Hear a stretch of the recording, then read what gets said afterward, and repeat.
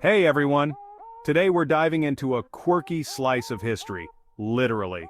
Have you ever wondered why, back in 1943, the US government would ban something as innocuous as sliced bread? Yes, for 47 days, it was illegal to sell pre-sliced bread in stores. Let's find out why. In January 1943, during the thick of World War II, the U.S. Office of Price Administration issued a ban on sliced bread.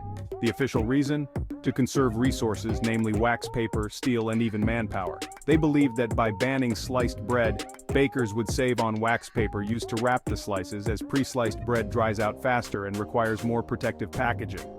But there's more to the story. The U.S. was deeply entrenched in wartime conservation efforts. Everything from rubber to gasoline was rationed.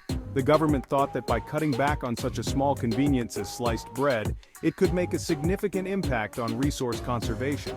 Ironically, public outcry suggested otherwise. People were not pleased. Housewives from all over the country wrote impassioned letters to newspapers and to the government, complaining about the extra burden placed on them by having to slice their own bread. Remember, this was the 1940s.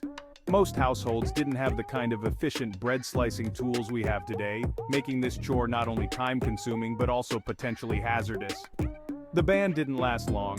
By March 1943, officials lifted the ban, admitting that the expected savings in wax paper hadn't materialized. It turns out the resources saved were relatively minor compared to the inconvenience caused to the American public and the backlash it spurred.